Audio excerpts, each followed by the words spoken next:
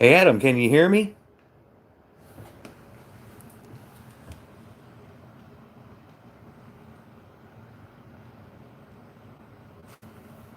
Uh, let me give me a thumbs up if you can hear me, Adam. I've never used my phone to go live before. Cool, thank you. You can see what it's doing.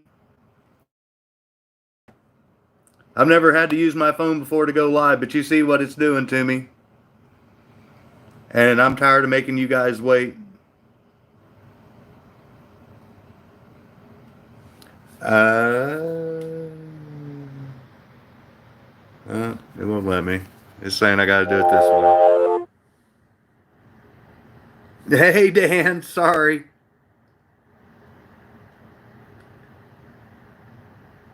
I have no idea how. Like I said, for the Southern Slot Racing. Hello, I have no idea, Adam. What's going on with YouTube tonight? You can see literally. I tried to come on early. Okay, yeah, Dan. I was going to get with you on that. Actually, I was hoping that we had more time to chat rather than this stupid thing here. Hey, Mark. I'm still seeing people in the other chat. I don't think they caught that I was live. Hey, shift into high. Yeah, here I am. Sorry, I'm just showing everybody I'm here. Let's see. I don't know. Uh,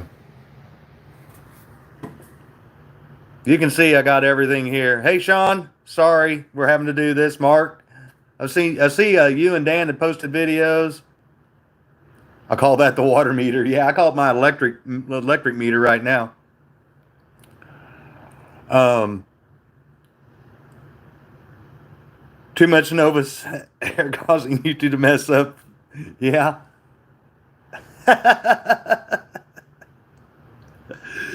um, so what I'm going to do is I'm holding my phone right now. Hey, Rusty, sorry about the hassle, man. This is beyond my control. Here, I'll show everybody again.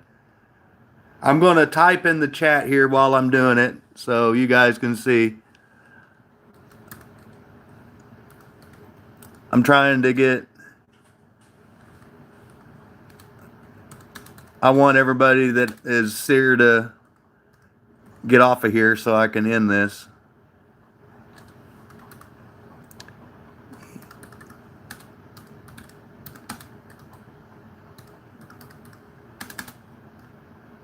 Hope everyone's having a better evening than I'm having so far. Oh no! While I was gone, that's exactly what I'd done, Mark. Is rebooted. I rebooted my router. I did everything I could. It's YouTube will not recognize um, my camera.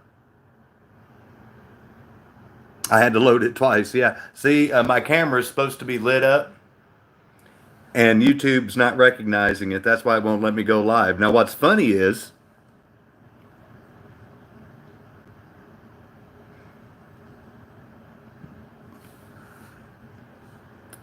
theoretically. Hey, Cliff. Sorry. Oh yeah, I know. All 17 of you have found it so far. Thank you. I'm just making sure, like Zim and some of the others, and then David's still on there. So, hey, Robert. Thank you for joining. Sorry for the hassle. There's what I'm running into. Let me remind the guys again. How do we join you on your phone, Scott? So does someone know how they join that? Can they go back to that other chat and help somebody find this feed? I've got Zim's Aquatic and David needing some advice. And honestly, I've never been live before with my phone, so I apologize. Just go back to your home page.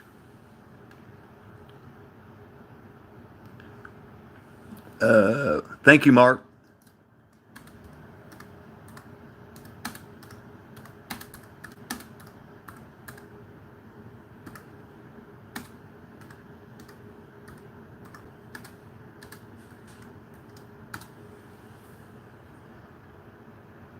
My feed is from there. Okay, cool. Thanks. Thank you, Cliff, too. Thank you. Thank you, Seaburn. Sorry. So you got the old obligatory.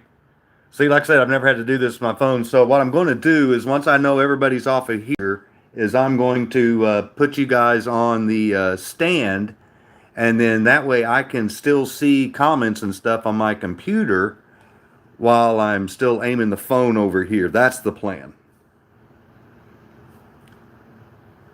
You found it. Hey, Zims, thank you, buddy. Oh, thank you, Rich, for posting that in there, man. Appreciate that. Thank you. And then while that's still spinning and I think everybody's here, I'm going to go ahead and find that YouTube comment picker. And I don't know, but now that I'm doing this on my phone, I tried. See, that's what's so funny is I did this earlier today, guys. Just so you know. Yeah. Just as a trial run, because you can do sample live stuff. And everything worked great. And then everything didn't work great.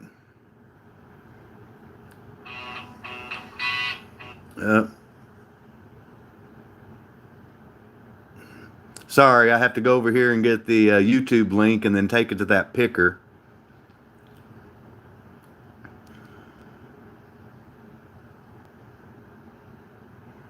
So if you guys have ever wondered what it looks like behind the scenes on YouTube, here it is. So I'm copying the link address. We're going to go to the comment thing. Can you guys see that all right? It kind of looks like it's coming through okay on my phone. Let the good times roll, Rich. Yes, yes, sir, buddy. No, we don't care about their premium. We're basic, simple country boys here in Missouri. So we do this. Paste. Nobody gets to enter twice, so I'm setting the rules. They're a little cutie. Got to answer a question. Got to do some simple math here. And then get YouTube comments. 37. Now, before I draw this, now that everybody's that was live that's here, I think we got 22 people, which is more than I saw whenever I was trying to fix this mess. If you have not commented on the 500 giveaway video, that's the only one I can pull from, not the Wednesday night video. So if someone needs a couple of minutes to leave a comment on that one, let me know, and I'll refresh this before I select the comment for the winner. A country boy can't survive. Yes, David, thank you for joining. Will it let me? Is this good for you guys? Is that working? It's telling me to rotate it, but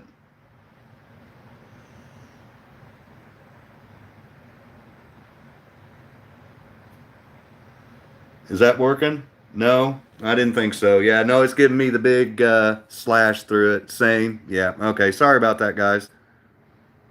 Hey, all 27 of you that have shown up tonight, thank you.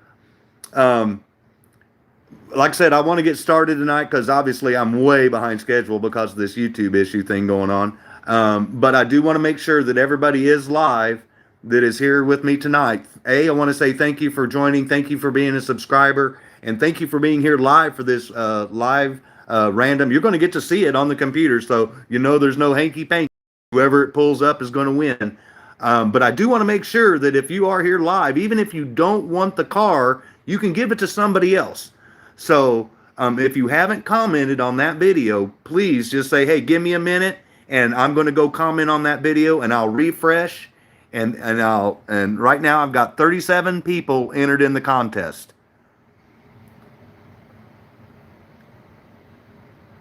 Careful what you rotate, it might hurt. Yeah. You have to set the camera before you start. Well, see, there you go, Dan. I had no idea. If you win the car, give it to the second place winner. Okay, Mark. Well, they only let me pick one, but if you win it, then I will spin it again or whatever, and we'll go with number 2. So thank you for being generous. And I can only see a limited amount of comments here, guys, until I get my stream pulled up where I can see it on the computer. So is everybody good? Is everybody ready for the drawing? I just want to make sure, guys, because I don't want to leave anybody out. I did the math on this, and then I'm going to tell somebody what they won after it's all said and done. Let her rip. All right, Rich. There we go. So here we go. We're going to move up.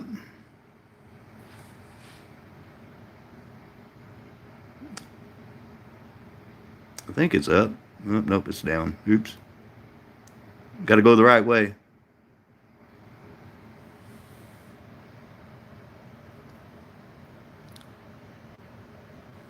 There it goes. And there's the winner, Chris Larkin. Red, white, and black. Oh, yeah, baby. So congratulations, Chris.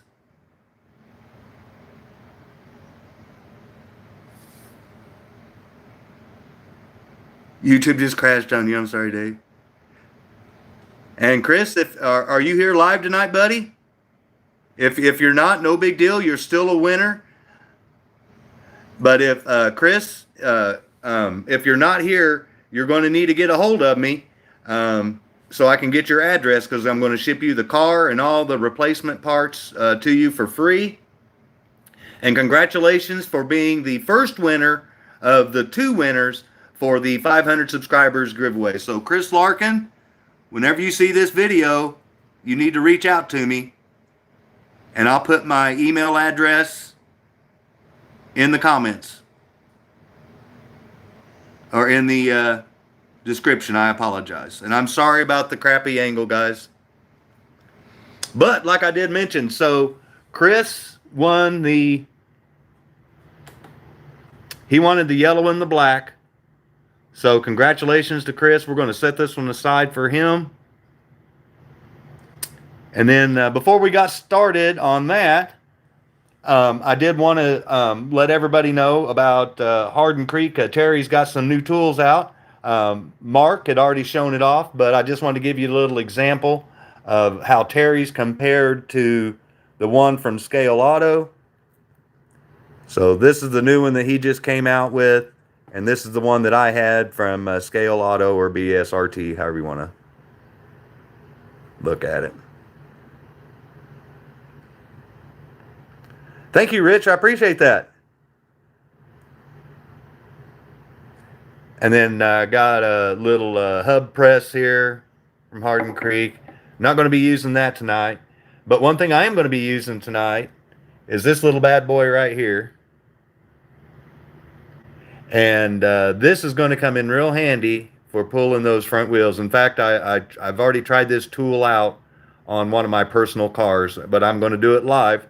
So the car that's going to be up for auction tonight is going to be this one here. But if someone that did enter that did not want to purchase or did not want to, win the Indy car, I do have the twin pack over there, and I can auction that too. Oh, wow, Zim, that's awesome. And oh yeah, shift into high. Yeah, no, I highly recommend it. Then this is top quality stuff. Like I said, I've already used this thing, and it's the bomb. And so if you guys are, I strongly suggest, if you're going to be putting these razor front ends on your cars, you need one of these, because not every time you're going to get as lucky as I got the first time I did it when I built this car, and the knurled ends sometimes are really tough. Yes, it works. It's the bomb. And then I can't remember who was giving me crap last time, but tell me they were going to ship me a battery. So I replaced the battery so I can prove that it works.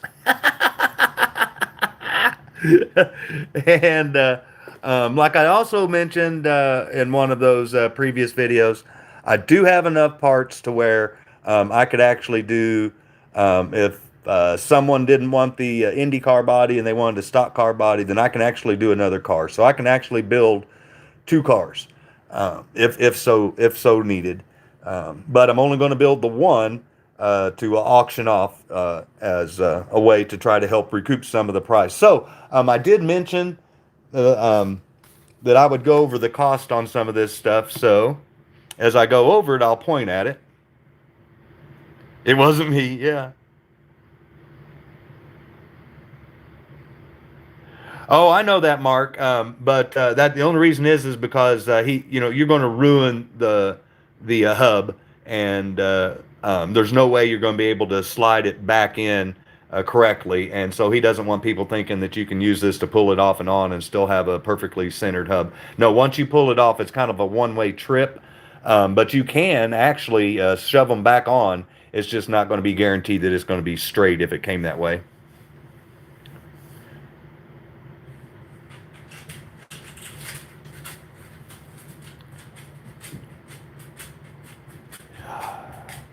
Oh, I bought a couple of extra of the pins just for that very reason, because it does try to count them off sideways. But like I said, you know, if you don't, that's what I personally found to use instead of the twisting method to try to get it off. But Super Sevens, Ryburn, you just beat me to it, because that's what I was going to say. That's what I got back there. I got a couple of those, and I got them sitting with the low kip body chassis on those new bodies that I just showed you about. Could care less about the hub. Exactly, Mark. I figure if you're going this far to put the Razor front end on it, then you probably really don't care about going back factory ever again, unless you just wanted to use the chassis again, maybe as a shelf queen for something like that. But anyway, like I mentioned, I'll go over the parts costs just so anybody knows in the future. And this is not exactly how I'd planned on doing it, so I apologize for the random shakiness, and I'm trying to hold the phone still. So the rear end assembly from Terry, from Hardin Creek, it comes with the hub, the super tires, and the pinion gear that you can see there. And that whole assembly right here is $12.50. The guide pin for Viper, this bad boy right here, that is $2.50. The front end is $4.50. The magnets are $4, and then your shoes are $2 a pair. The springs are $1 a pair. So long story short, 15, 20, 3, about $27 in parts is what you're going to have roughly in this setup. And then what I didn't have last time is what I do have this time. As you can see here, I got his new pinion tool. And it's actually, I'm kind of glad that he couldn't join tonight, which it's sad and happy. He's going to try to join at a later date. But obviously I'd rather have it whenever I had my actual camera, so I'm not trying to hold with one, read, and do everything else.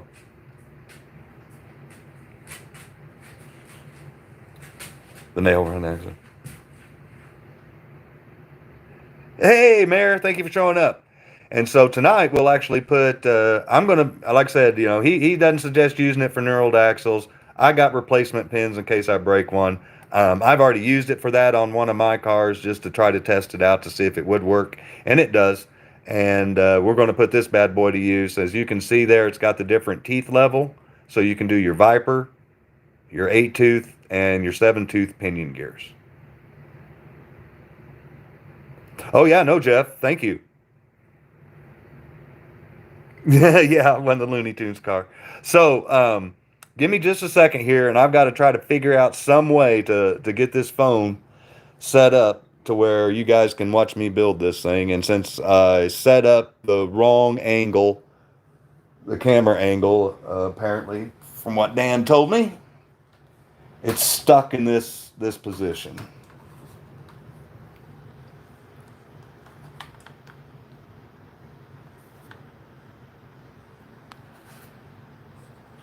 Okay, so sorry for the technical difficulties, out of my control. Oh, well, that's nice. Okay, got to put you like that until I get it set in the case.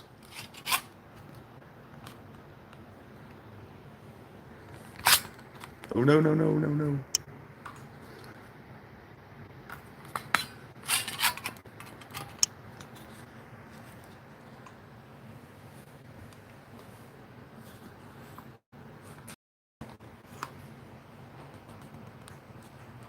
Man, this just been a special evening. I'll put it that way. So let's see what we can do about fixing this. Hey, everybody.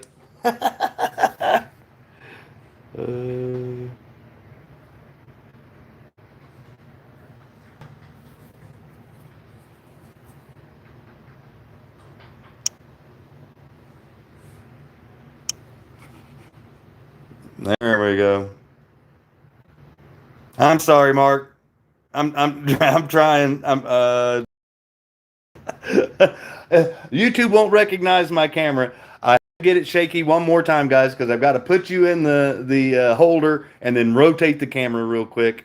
So I'm sorry, but then once I get it in there, then I should just be able to get it close to where we can see. And then I'm going to look at my live feed on the computer so I can make sure you guys are seeing what I'm seeing, and we'll get started. Duct tape, yeah. Thank you, Robert. Oh, nice. At least your razor works. Yeah, yeah. Well, at least something's working tonight. Thank you for all 27 of you for showing up tonight. I apologize again for the inconvenience. Give me 1 second. Let's get this thing started. One more time. We're going to try it.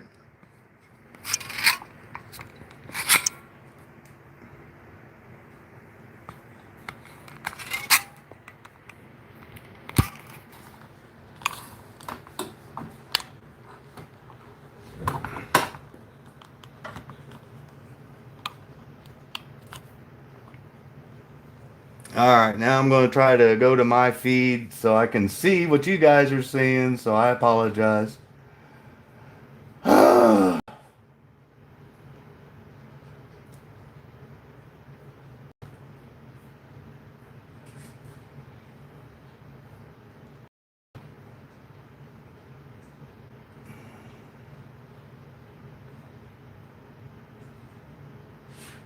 That way I can try to read comments because the phone's blocking them all.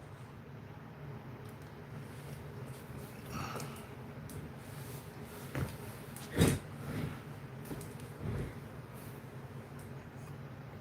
that kind of a good view? Okay, here.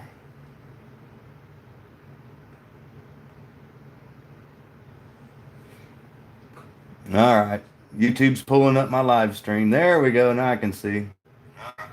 YouTube's pulling up my live stream. All right.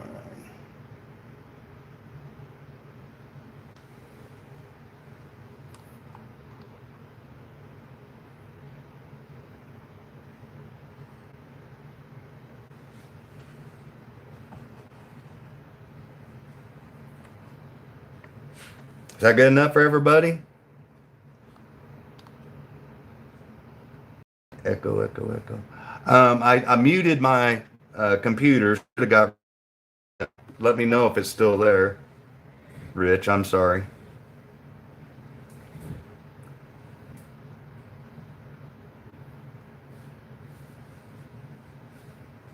Hey, Mayor.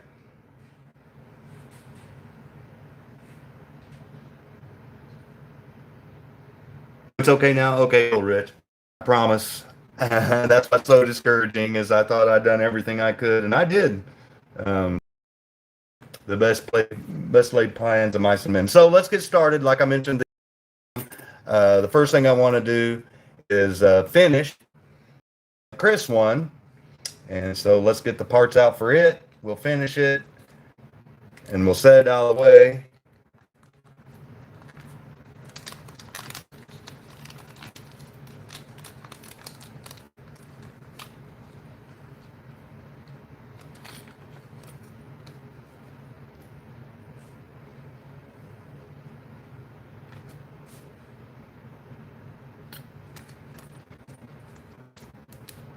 Those over there. Is it working? Okay, thank you, Mayor. Sorry, it's not in full screen mode.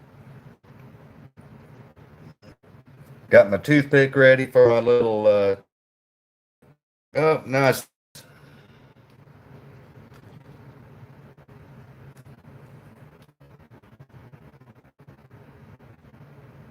Sorry. And once again, if you've never built one of these, the springs go back into the circle.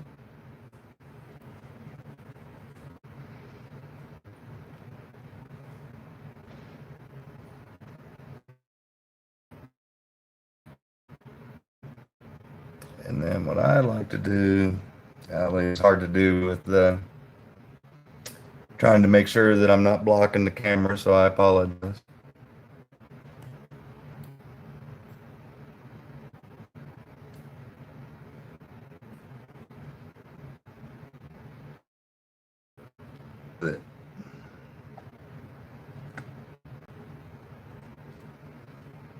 There we go. Nice and flat.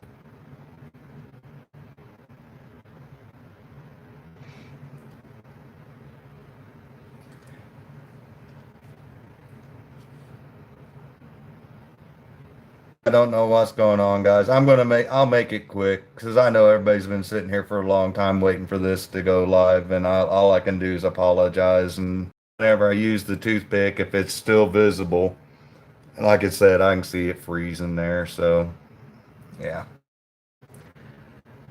um, it comes in real handy.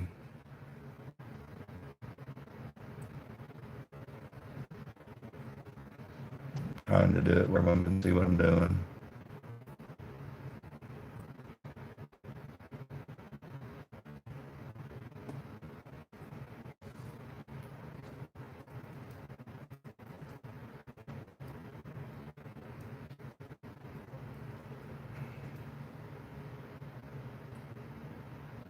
You want to make sure they're free and not bound up. They're not really over tensioned. These are good to go. This worked out perfect. You can see where the shoes, if the dough is as crappy as it is, I see on my computer.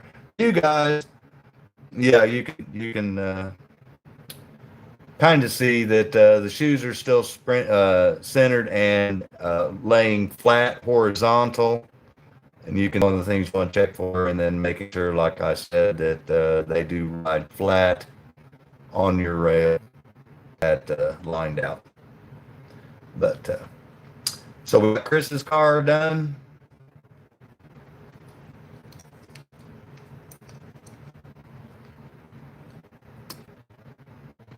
See, that's YouTube, guys. That's not my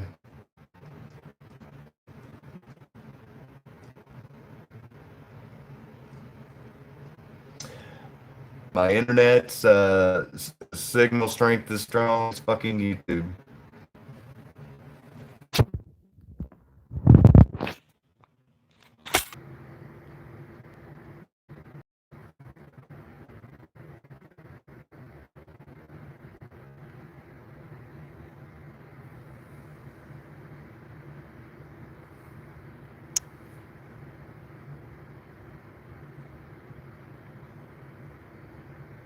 I'm back. I switched it off. I took Mark's suggestion and took it off of Wi-Fi, and looky there, it seems to be just working just fine on my side.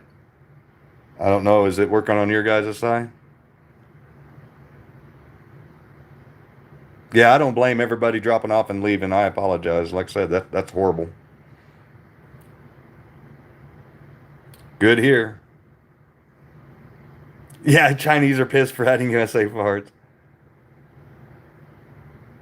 Thought it'd be worse. No, actually, it's actually better. So, let me throw the phone back on there.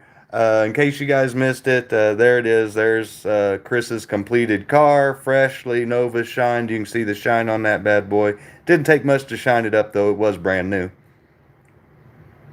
Level 42 magnet, silver shoe, silver springs, hardened creek rear end, super tires. This is a maxed out Mega G Plus. Definitely better on cellular. Yeah, no, I sincerely agree. Yeah, no. It's actually a lot clearer picture on my computer that I'm looking down. Still a little delayed, but a whole lot better. All right, so while we got a decent picture and my cell phone battery's still working, let's get you guys back in here and we'll get this bad boy working.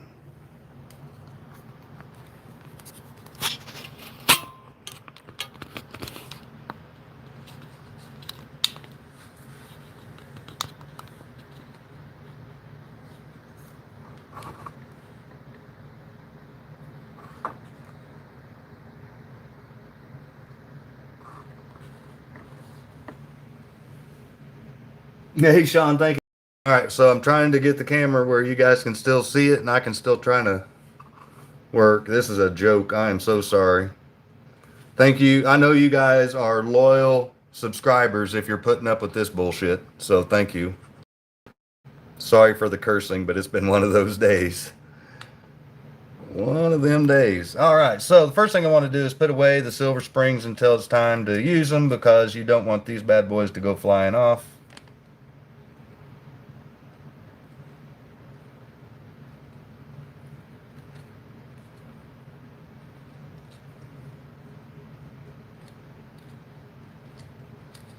And $1 a pair, that's 50 cents each. I want to make sure they keep them. It's all good. Thank you, guys. Like I said. All right, so just like last time, except this time we're not going to use this bad boy. I start off, in case you missed the last video, with disassembling the car. So the very first thing that I do, just start at one end and I just work my way forward. So this is the stuff from the other car that I just built for Chris. This is all going to be included with his car, so that if he ever did want to put factory stuff back on it, he could, or if he needed the shoes again, or if he needed the springs that are on the toothpick and the factory magnets. And then I did throw the Viper pin on there in case he wanted to put it on if he didn't have a if he had a routed track.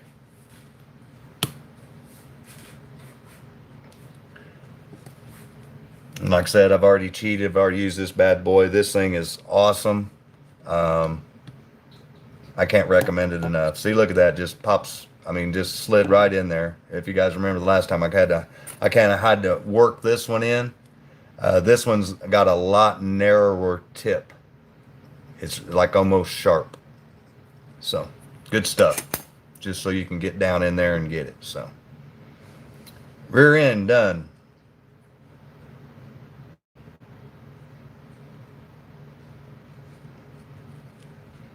Get a shoe off.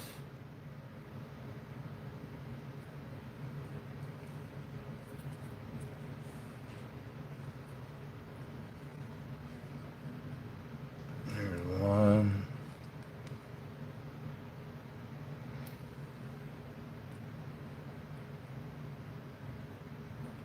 They've identified my going. Nice. Sorry, I can't focus on what I'm trying to do and look over there at the same time. So I'm trying to keep it entertaining for somebody that's not joining in the chat. But I still want to interact with you guys, because obviously it's been a rough day for old Scott. Good news is the main table got its borders back up. I'll swing that around later and show everybody. As a disclaimer, Terry at Hardin Creek does not recommend that you use this puller for knurled axles. So don't blame Terry if you buy one of these and you break off the tip. Okay? This is that Scott's doing this all on his own volition. This is nothing that anybody told him. I bought it for this specific reason, and I bought extra tips, so if I did break it, then I knew I could replace them and fix my tool. So what I'm doing there, since you can't really see, is I'm just centering up that pin to where it's lining up with the axle. Oops, is that better? Yeah. Sorry, I don't know which way I need to go. There we go. Okay. There we go. Okay, so I'm lining up that pin with the axle, and all I'm going to do, make sure it's in there straight.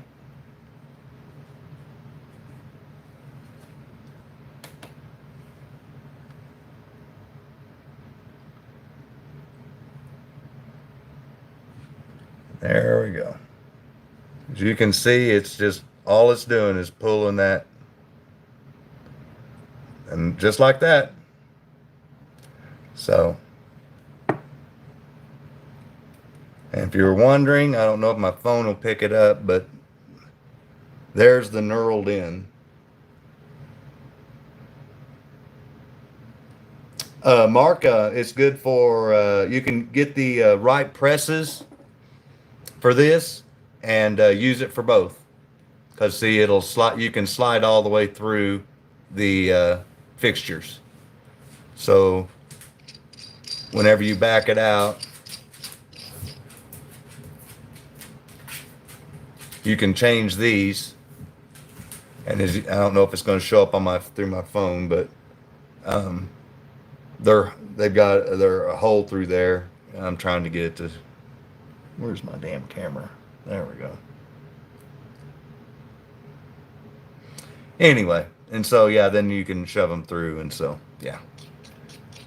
Scale Auto is all of their hub adapters work with his unit. And then Scale Auto makes individual ones. So if you don't want to buy a whole kit, but honestly, if you're going to go through the trouble of buying the tool and you're going to make your own axle assemblies, you're going to want to get the whole thing. And he does make a kit assembly that covers almost every single thing, tire, rim size, or rim size and crown gear size and stuff like that. So we got our tire off of there with minimal effort. Good news is I didn't break his little tool. And like I said, those tips are replaceable. So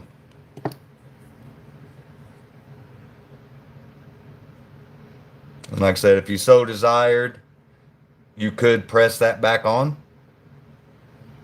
But there's no guarantee it's going to be straight. So there we have it, guys. We're back to our bare chassis again. Sorry, I'm trying to look at the stupid phone here. So I need. Yeah, Mark, you'll need one for the gears. Yeah, for the you'll need one of these hubs right here.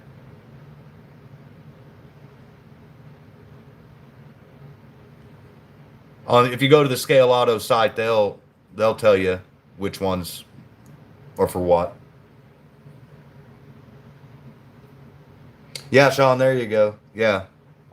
The best thing to do, like I said, it's cheaper to buy one individual fixture at a time.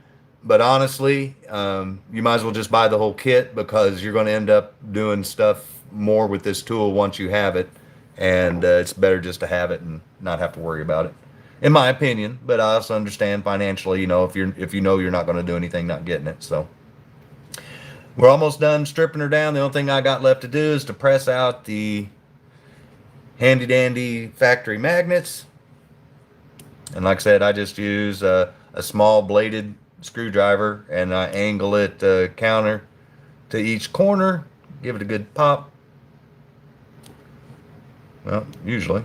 Well, I say that. There we go.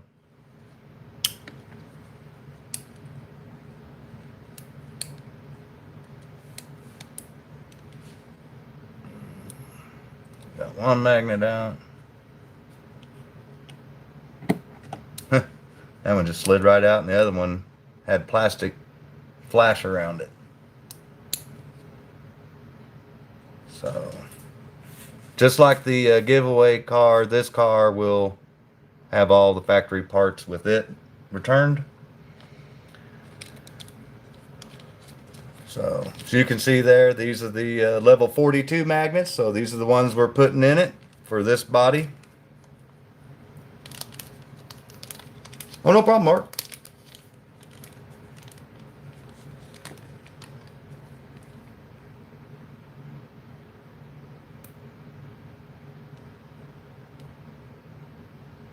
Yeah, I think in Terry's video showing these tools, he actually specifically mentions that his press works with the Scale Auto stuff. But I could be mistaken. Like I said, it's been a rough day.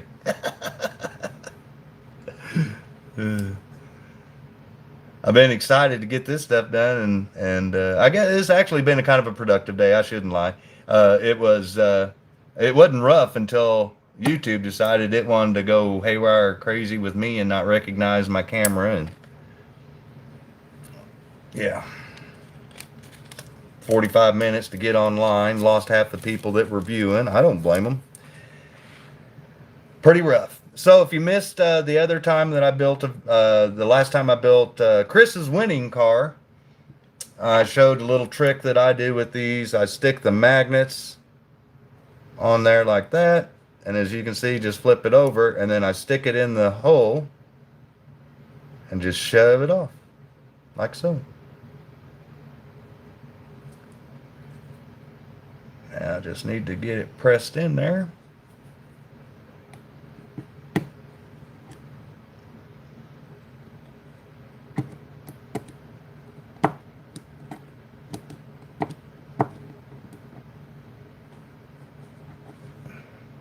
Of course, it flopped on me.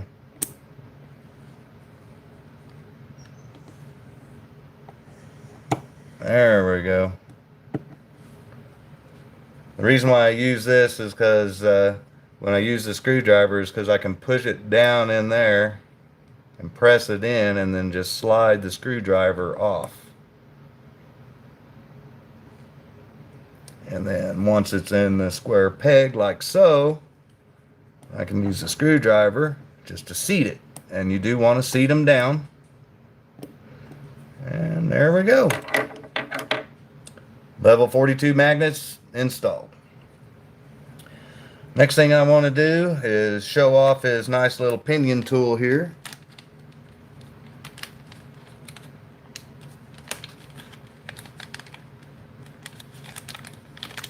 Oh yeah, no, Mark. Yeah, you got it. You got it set up. It's always nice to have options when on race night, and if you have different ring gears and set up with different axles, then it makes it really easy for you to swap at the track if your car is doing something funky. I've actually changed tire heights depending on how, for whatever reason, my car was running different than it was the last time that I used it. You can see these super tires are really awesome. If you guys haven't tried super tires, I like them better than gel claws. They work about like the Vipers and the HCSs, in my opinion. The super tires just seem to have a longer ability to stay clean longer, I guess is a better way of looking at it. So we're putting in a seven tooth pinion gear here. And what's nice about this, you can see there's a little nipple right there. And that little nipple fits right in where it says 7-tooth hole. So you can see it holds the pinion gear on the tool. So see, stuck right there. Pretty awesome. So then all we do, come over here, press it in the hole.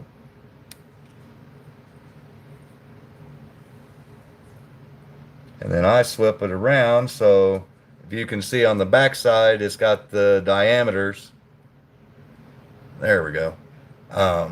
And so since I'm using the 7-tooth, then there'd be the 063 diameter. So once you get it locked on to the shaft, then I spin it around and use this side to press it on.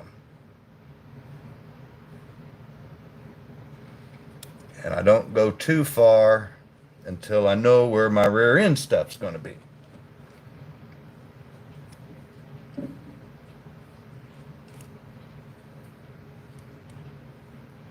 And you always want to try to line up your rear end where your teeth here. Oh, here, let me move over. Yep, there we go. Your teeth here are centered on your pinion gear. So you want your crown gear, you want the teeth to mesh right in the middle, is what you want.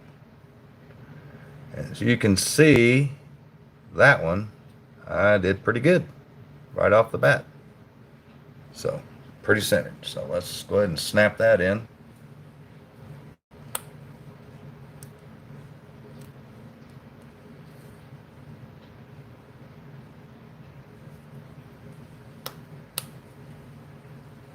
going to adjust it some more.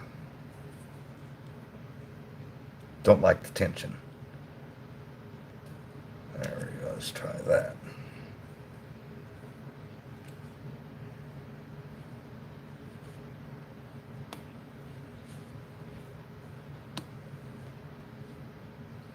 Ooh, yeah, there we go.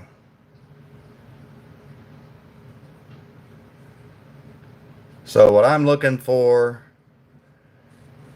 is to make sure, like I said, the crown gear is running halfway through the pinion gear, and then that little nub, as you can see, that's the guide right there. You want to make sure that's not binding up either and causing some sort of restriction. And then obviously when you're rotating it, well, you want to make sure you pressed it on straight, since AFX has that issue right now, on some of their cars. We got fortunate with both of these. Neither one of these cars were bad, so these would have been good runners right out of the box. So, yay for AFX on that. And I like to go ahead and put on the springs in the shoes while it's off, and then I'll put the front axle on.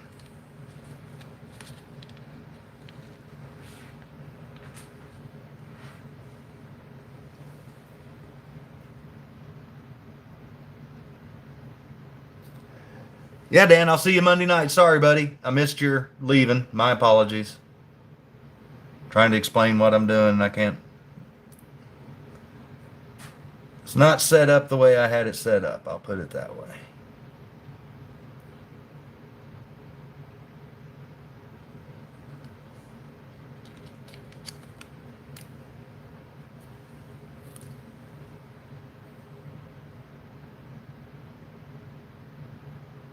Oh yeah, no, that's what I was going to say. Yeah, that's it's just a shame if you get one of the older ones that hadn't been corrected. But I know, like I said, I've dealt with their warranty people in the past, and AFX has top-notch warranty, no questions asked. Kind of like what I do when I sell cars. It's, you got a problem, let's fix it, let's move on.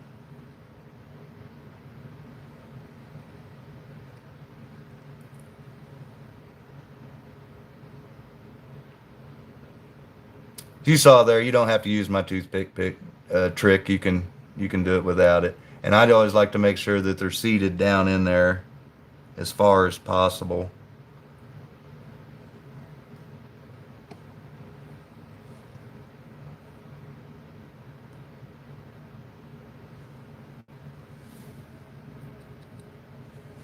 Good. All right.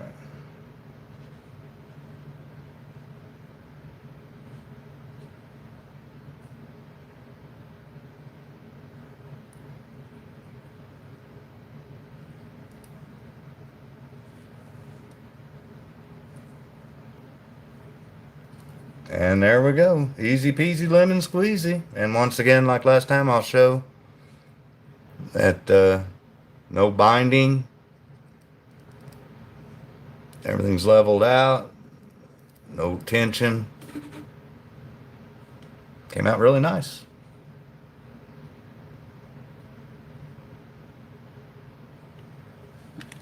Let's assemble our front end. Yeah, no, that's the thing about it. Yeah, that like I said, I have nothing bad to say about AFX's warranty department whatsoever, and that's why honestly, when I knew whenever they were having this pinion problem, yeah, it was a pain in the ass, and I can see where, if you lived far away, and had postal issues like Dan did, where that would be a big pain in the ass to wait on the warranty and not being able to play with a brand new car. I get all of that, but bottom line is a lot of companies won't even warranty the toy, and for them to step up and do that is top notch in my book. You can see how easy it is to apply those. There's a little groove. These are double flanged, and these are just a little O-ring front end. They call it the razor front end, and there you go. That's how easy it is to assemble those. Pull one side of it off like so.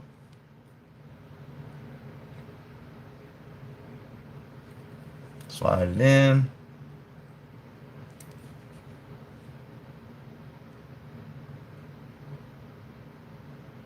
if you missed the show, like I mentioned last time, what I do is you don't want a lot of slop with the front end sliding back and forth, but you do want it to run freely and not run right up against the axle mount.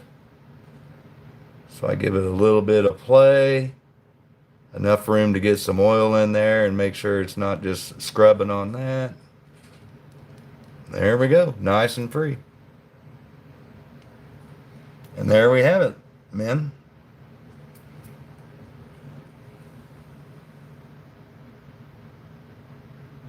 Yeah, Ryburn. Yeah, I can't beat it. Can't complain whatsoever.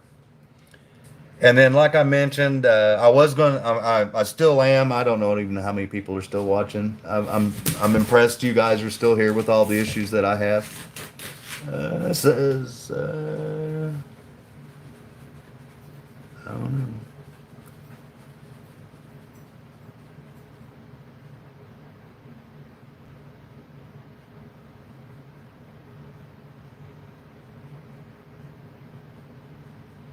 Okay, so we got 19 of you guys here, and I'm not going to bore you guys with an auction or 20 of you. Okay, cool. Thank you, Rick.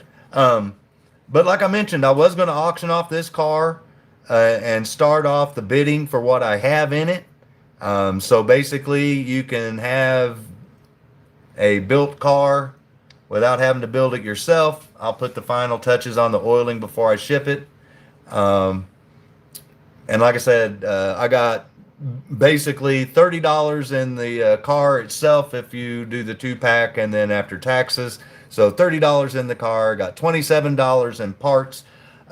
So if anybody's interested, I'd like to try to start to sell this car at least 60 bucks, so I make at least $3 for a little bit of my time. And that would be awesome.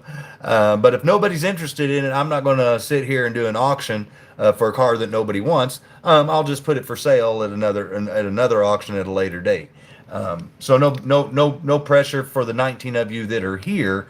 But I do want to make you guys the first offer of purchase if so desired. I'm going to snap it on there so someone can actually see what the car looks like. There you go.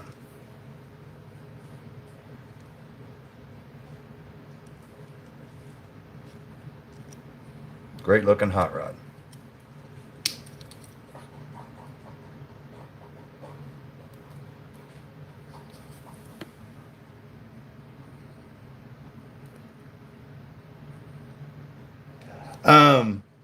Oh, well, no, I don't want it for myself. I've got like 8 of them over there that I can look at right now that have all of this treatment done right here. And the reason why I have so many of them like that is because I like to try to race my cars for like the level of the people that are around me. So if I have a really fast car and I have some really slow drivers, then I try to get a car that's kind of, one of the slower ducks, so to speak.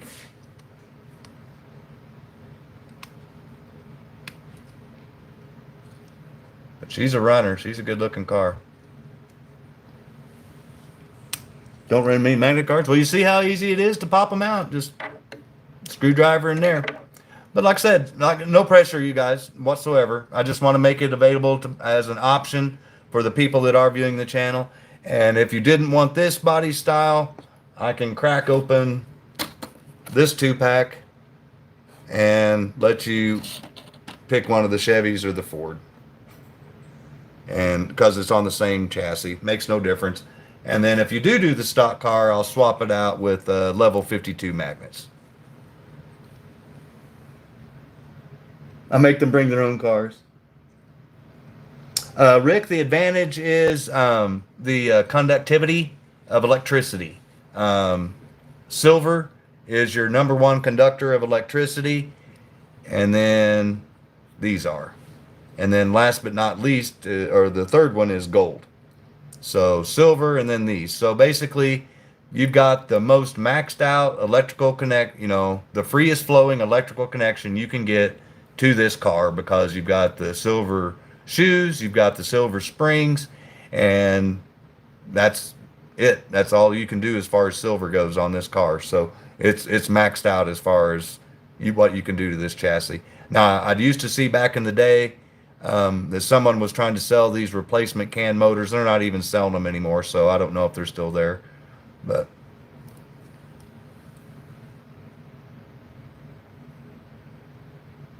hey, Adam. All right, buddy. Nice to see I'm rubbing off on you.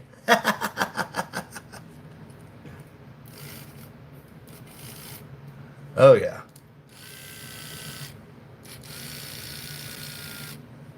she's a runner. Here, we'll make sure Chris is running too. Oh yeah,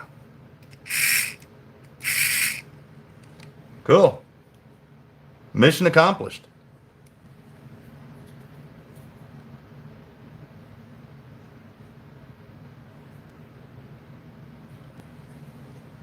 Yeah, see, there you go, Adam. Yeah, you just sit there and kind of polish and watch TV or watch your YouTube channels. Yeah, Robert, they're fast.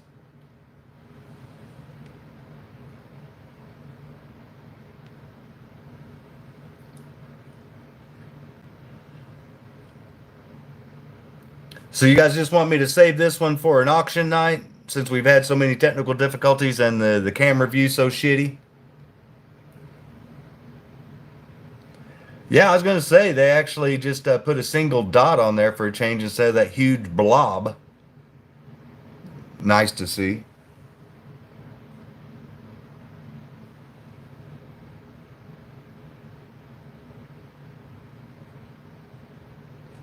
Oh, do you want to buy this one, David? I'm sorry, buddy. I missed your comment. Like I said, I'm having to look over this way to see the computer. 65. Okay, David. It, if nobody else wants to bid against David, it's going to be his. You got you a screamer, buddy. I'm going to see this thing go around your track. You have to send me a video if you win it. Countdown. 5 minute? Okay. Oh, I'm using my phone. um, let's see. No, yeah, isn't that funny, Rich? Yeah.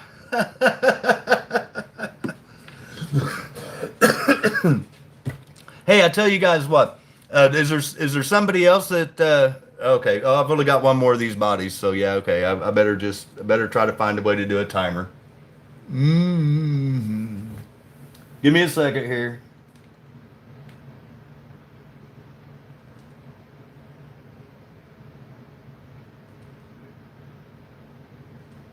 I'll find a web page that'll do it, and then I can turn the phone around to it.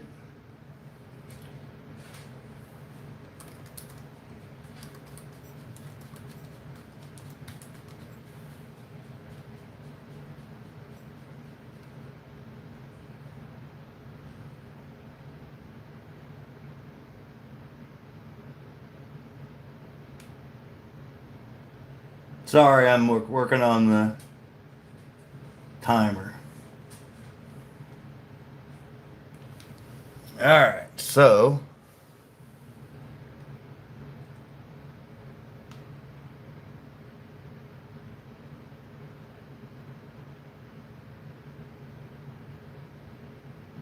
a quarter corkscrew. Oh wow, cool.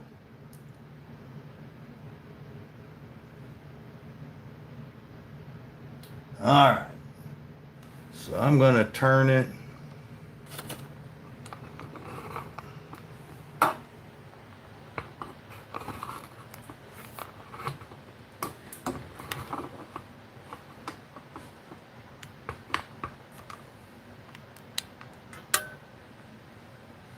There we go. I can kind of see that through my phone. There we go. So right now, David is in the lead at $65 for this body and the maxed out Mega G Plus chassis. And there's the countdown.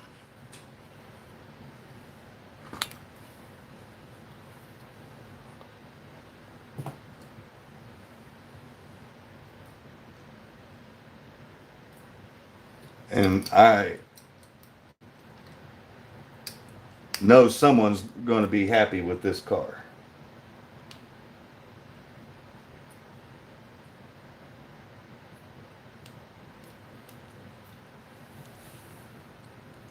So it looks like all together, in case you were wondering.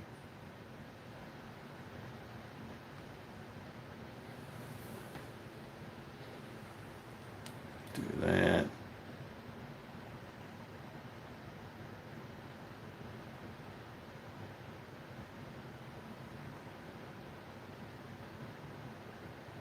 Good looking car.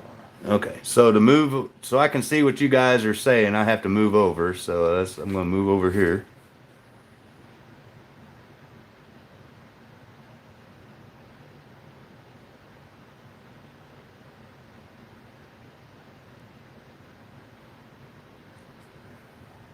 There we go. So David's at $65 for this. I know he's having internet problems, kind of like I'm having YouTube problems tonight.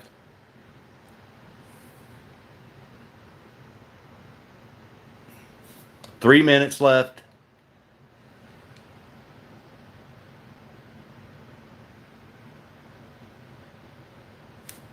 So I can't read the comments on the phone. I apologize. I have to go back to the computer screen. But I can show you guys. I got one of these in there.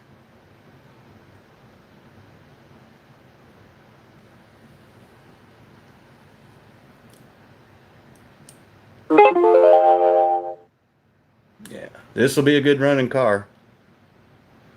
Like I said, it's nice and smooth. Nice.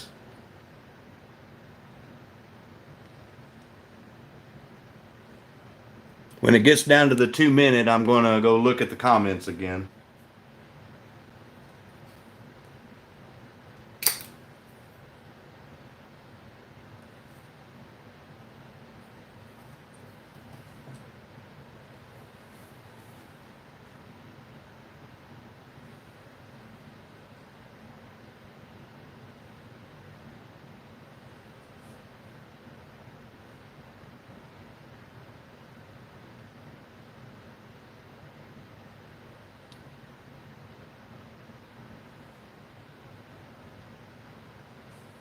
Yeah, you heard that too, Adam. Yeah, I watch a lot of stuff.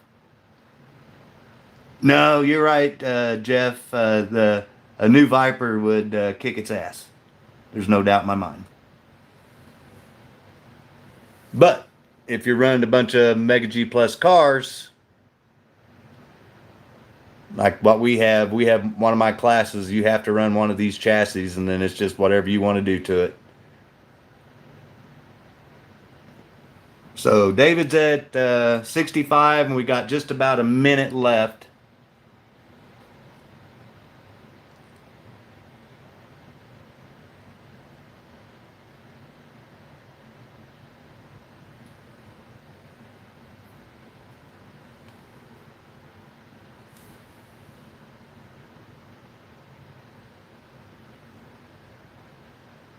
Yeah, Mark, you're right.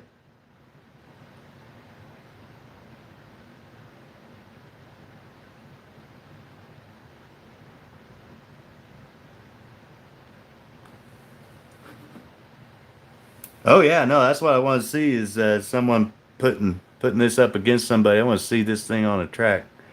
All right, we're down to 20 seconds, guys.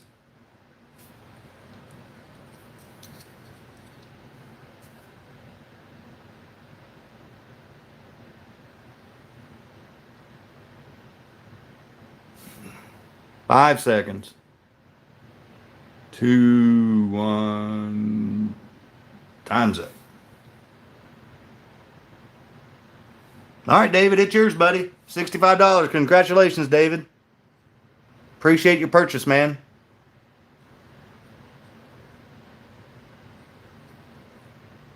I'll get this all fixed up, oiled up for you like I will Chris's right before I ship it off. And that way the oil doesn't go dripping everywhere. Goodbye. Good. You get all the spare parts with it too. Now I'm going to move the camera back around.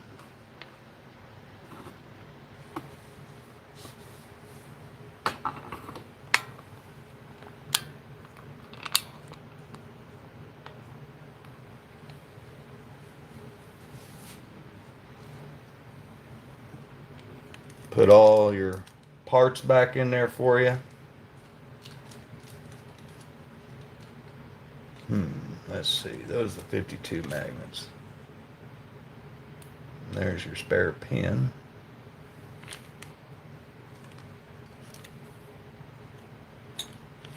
Think what I'll do.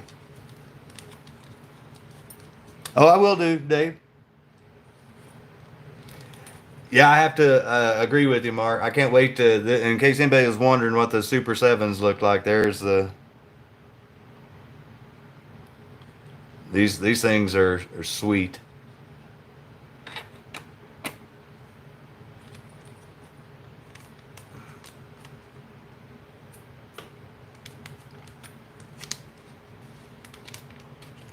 Oh, nice, Rich.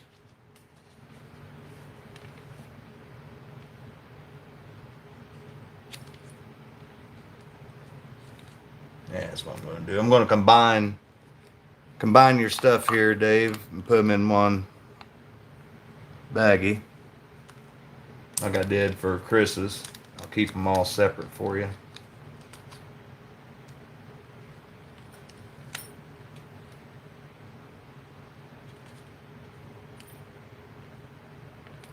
So if somebody is interested in wanting to have a stock car built and they want to see their car built live, I'll do that for you. Just reach out to me and tell me which one you want me to build for you, and we'll do it live.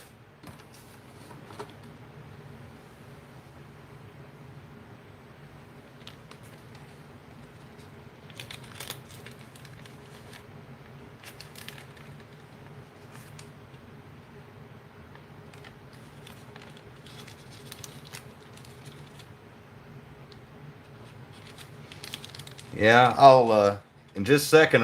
When I get this all fixed up here, I'll swing the camera around and kind of show you guys the progress that I've made on the table so far. Doesn't look like a lot, but trust me, it took a lot to get there. Get a little sneak peek of one of the videos I'm going to do with a track update.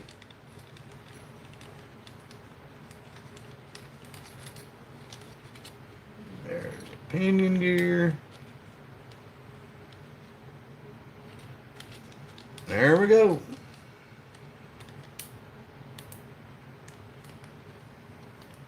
All the parts that came off the car included. Like I said, I'll wait to put the body on it until I get done oiling it. So as you guys could see, if this is the pinion removal tool and installation tool that you were using, you really need to invest the $10 at Hardin Creek and get you one of these. More options for one. You can go from the front and the back on the other, and three different sizes versus two. So you just got, this is just a better tool. And like I said, it's thinner up here than this one is. You can see this one's been used, but I found a new favorite. I like this bad boy really good. And just a disclaimer again, if anybody didn't catch that whenever I was pulling this off, Terry at Hardin Creek does not recommend that you use this to pull off knurled front ends, because there's a chance you could ruin the hub and you can break the pin here. As you saw with mine, when I did it live, it was like butter. I mean, it just literally pushed right through, and I had no problems. I'm not saying that every single one of them are going to be like that, and you may get one that's really stiff, and if you're screwing it at the wrong angle, then I could see that snapping. But like Mark and I said, honestly, if you're putting a razor front end on one of these chassis, the chances of you wanting to put it back to stock are pretty slim. But if you wanted to, if the motor burns out and you wanted to strip all the parts off of it and still just use the chassis for something to put it on the shelf, then then put those back on there, and that way you still got a chassis to do that with. So I highly recommend both of these tools if you're going to be working on your cars. If you're going to be racing your cars and you don't already have one, then you just better go ahead and invest the money and get one of these. Yeah, there you go, Jeff. Yep.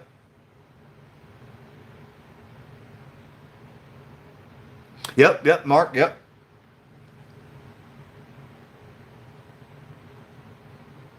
Still rocking the Formula One mechanic uniform. He's got, yeah. Nope, nope, nope. We're wearing a little summer plaid today.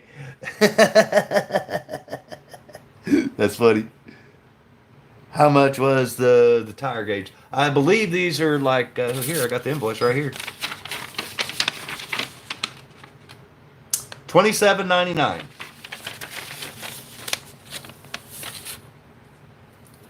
But like I said, for if you're going to race, uh, your tire height makes so much difference on what you're doing with your car. You can increase your downforce, you can take downforce away. It's a lot easier to change tires than it is to constantly be snapping magnets out of the back, for instance. So I'd rather change tires real quick, tire heights, than constantly go from like a 42 to a 30 or a 48 or a 52 or something like that magnet wise. And this thing is awesome. Really awesome. Got it labeled for rear tires, front tires. That's compared to the Scale Auto. It's a little bit bigger.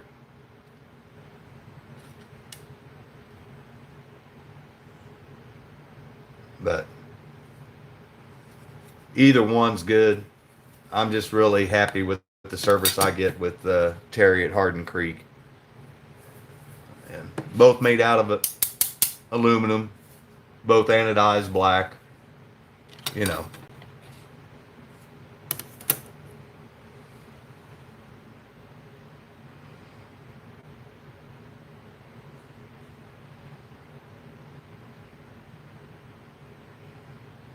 yeah, isn't it, Mark? Yeah, you don't realize. You think you know, but you don't know until you get one of these bad boys. Because a lot of tires that you see advertised be listed like a 450 or a 455 or whatever, and then when you're measuring them on, you have to measure them on the hub while they're on the car. So I think we measured these last time. We said they were like a 448, what was it?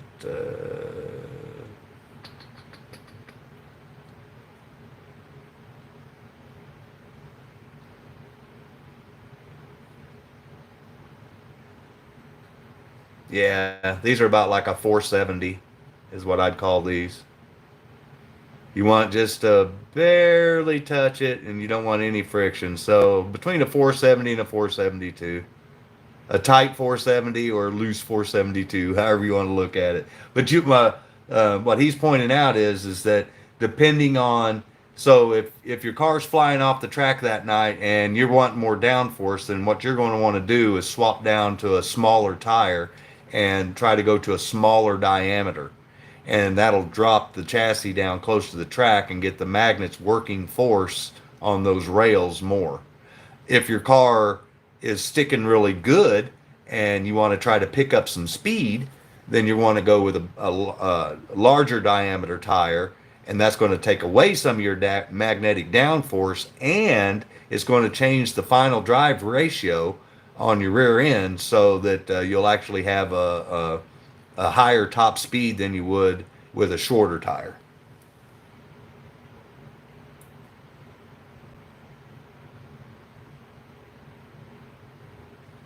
Yeah, nice.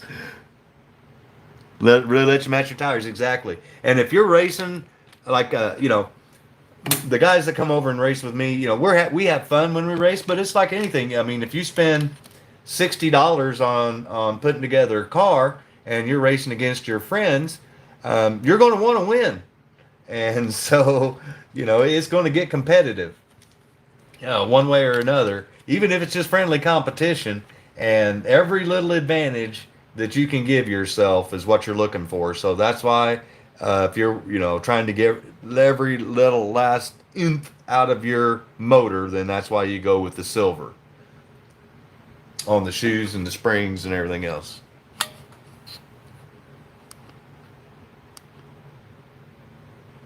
I don't know what happened there. Oh, my light died. Okay. Sorry about that.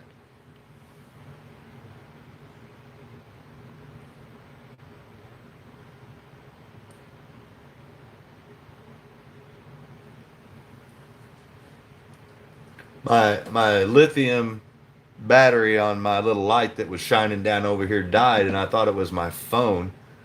I was like, "Oh no."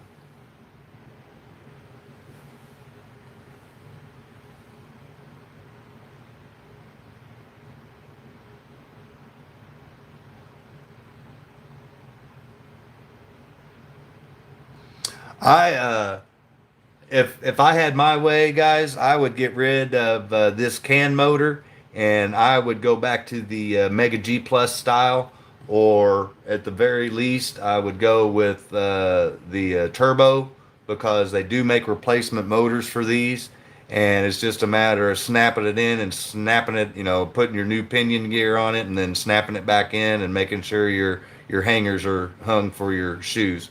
Um, Simplistic is these things are awesome. As far as you saw how easy it was for me to modify one of this one to the max, and do it in less than 5 minutes.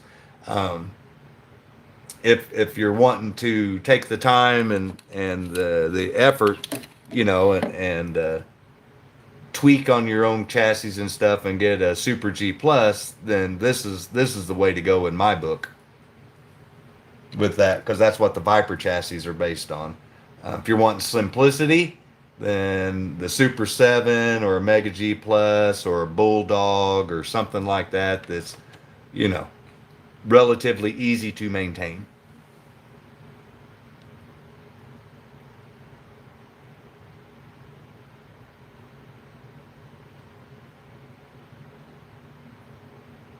Troy,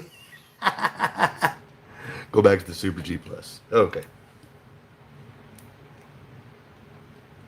Is there something you wanted to see on this one?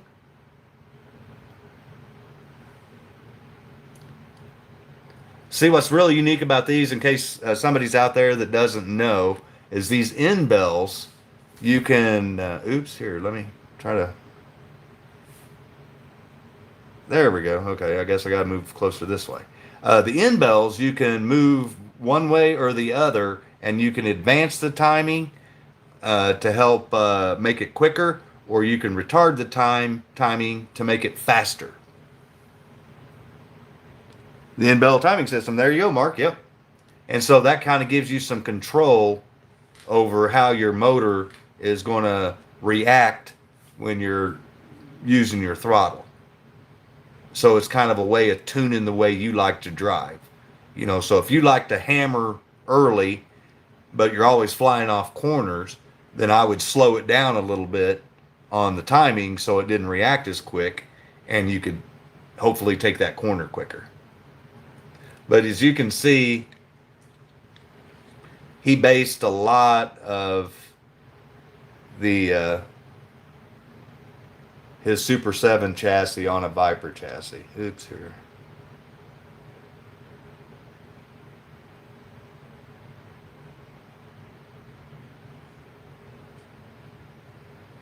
So you can kind of see the similarities, the way the magnets are set up.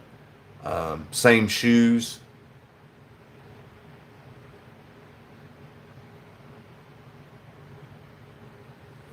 And so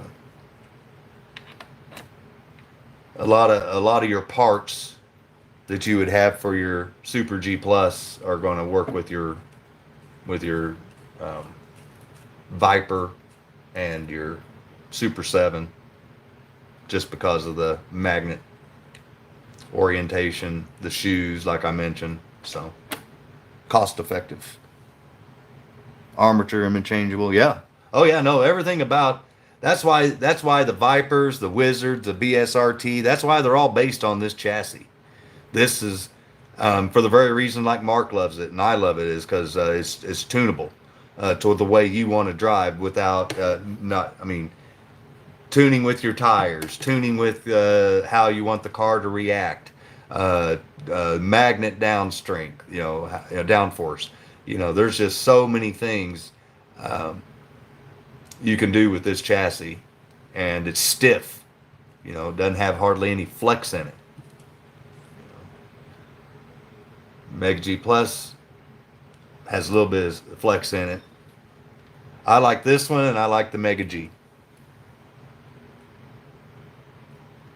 Oh, are they? Okay, they just look the same. My bad. Yeah, they are. About a quarter inch. So similar design. There we go.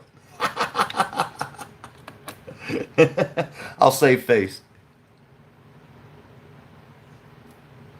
The only wizard I have is a Wizard Storm. I'll get it out.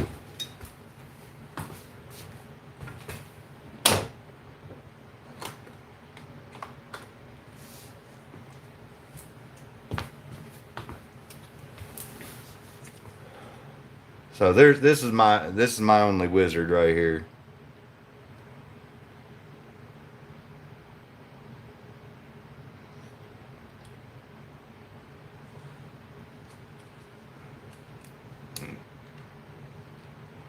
You can see the similarities. I mean, it's not a Super G Plus chassis, but you can see it was designed like one. See, Jeff, that's why I kind of like the 440X2s because of their buildability and ease of working on.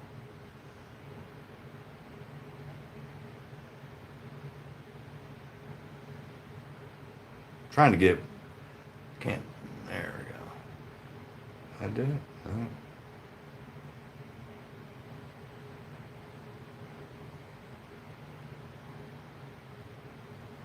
There we go. So. This one, believe it or not, whenever I race this bad boy against my Viper can beat it pretty handily too. Not even close.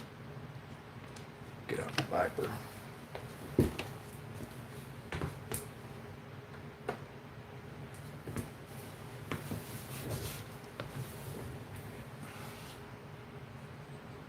Got on the old Top Dog chassis or body, I'm sorry.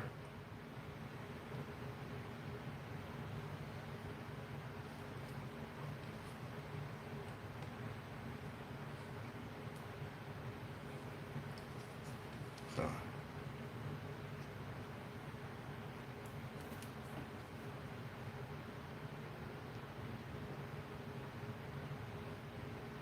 Trying to see how well that's going to show up on the phone, and then I can adjust accordingly. Sorry.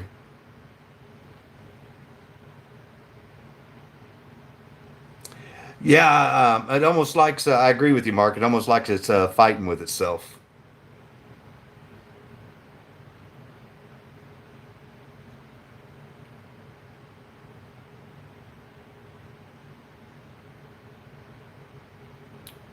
Um, the BSRT chassis are pretty sweet. I'm going to be getting me one of those. That's a good question, Mayor. Well, I'll have to. I know what I'll do is we'll when I get the track running, we'll time them. We'll time a maxed out Mega G Plus versus the Wizard Storm versus the Viper versus a Super 7 versus a stock G Plus. So we'll see. And I'll go and get me I'll order me up a BSRT that's similar spec wise as a Viper chassis.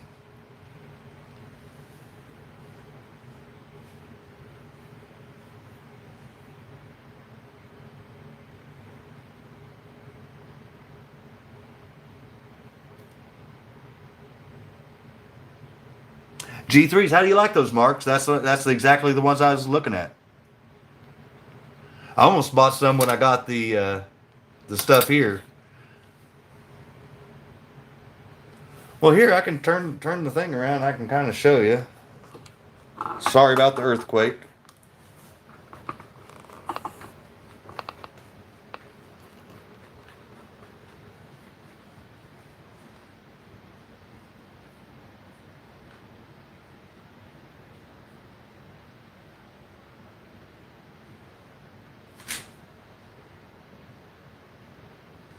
So I got the stuff with the blue sky up today and reassembled. You can see the difference in the heights of when it was in the old place set up to where it is now. That's how much the floor was all wrinkled out. And then there's the TV for the...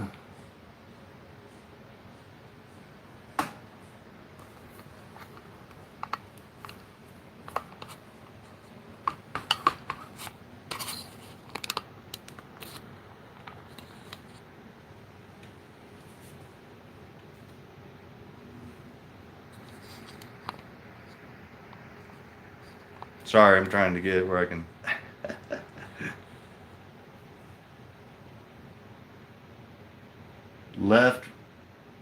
left rear corner really thin. Yeah. Mark, that's a good question. This will be the first time that I've got to hook up the power supply, because I used to run on what was it? 1, 2, 3, 4, 16 wall warts. I had them power tracks all the way set up all the way around the track. You the man of the legend. I don't know about any of that, Mayor. So no, one of the little tools that I came in handy with, and this is how I found out that the voltage on those wall warts, that and my ohm meter, those things put out different voltages. And so that's where all 12 of them, I'd literally plug them in, put them on the track, pull the controller, and then see how many was coming through. And then I tried to pair those up all over the track.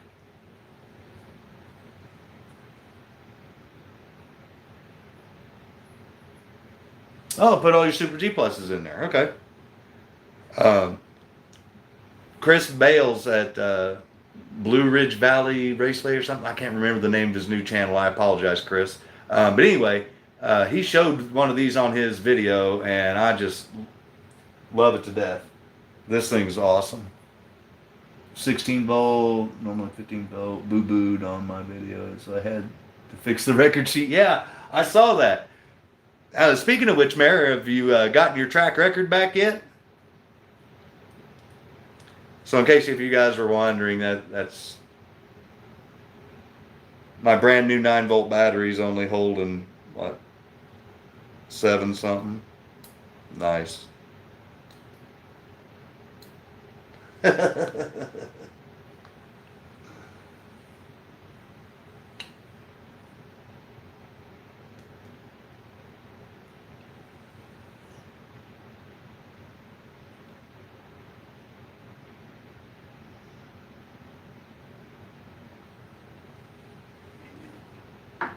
See, that's one of the reasons, Mark, that I got the adjustable power supply, is because sometimes when these little can motors decide they're going to die, they start running just start running slower.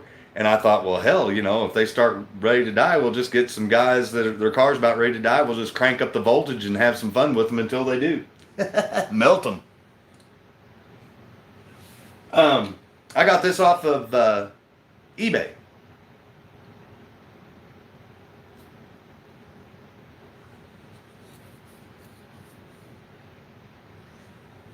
Hey, I mean, when these things die, they're dead. You know what I'm saying? When that can motor dies, you're done. It's done. It's a done chassis. You might as well just strip your parts off of it, stick it on another chassis, and go. So if these things start puttering out and then it's about ready to die, you're probably not going to race it anymore, because the last thing you want to do is be in the middle of a race and have your car die. So you might as well just get it out there, crank up the voltage, and, give it the old, last act of, defiance.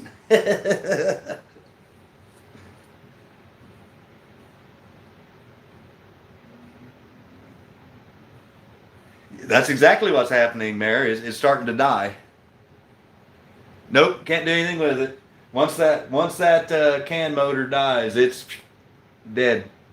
They're finitoed. They don't make a replacement for them. That's why I like the idea of the Super 7, because they do make a replacement.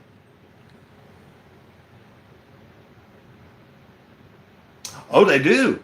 Okay, so there you go, Mark. Mark just let it out of the bag that Jag Hobbies sells replacement motors for $7.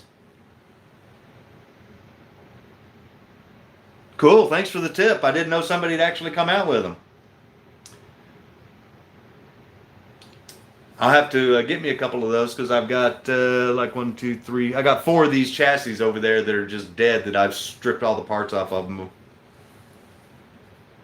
The motor and the circuit board. Oh, that's a great deal. Melt some can motors. Yes. You got it right, Bert. That's a good one. I like it. Burn some can motors. Yeah.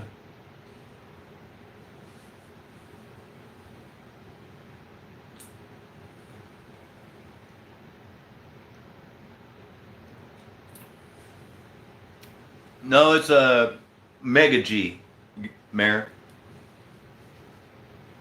The circuit board is on there. Like Mark described in his video, is for RF interference. It's something the government made them put on there. And then he also showed that you don't have to use that circuit board. You can direct wire to the pickup shoe hangers to the motor and skip that circuit board altogether. And it's like I told him in my comment, I've actually seen guys take that circuit board out. I don't know how they did the hangers, but I've seen it where they've soldered wires directly to, I guess, the bottom side of the hanger of the shoe, and they got rid of that circuit board completely. But now that they have replacement motors that I know about, that's awesome. I'm going to get on JAG's website and see about getting me some of those. Yeah, Mega G Plus, Mary. Nope, Mark doesn't need the circuit board anymore.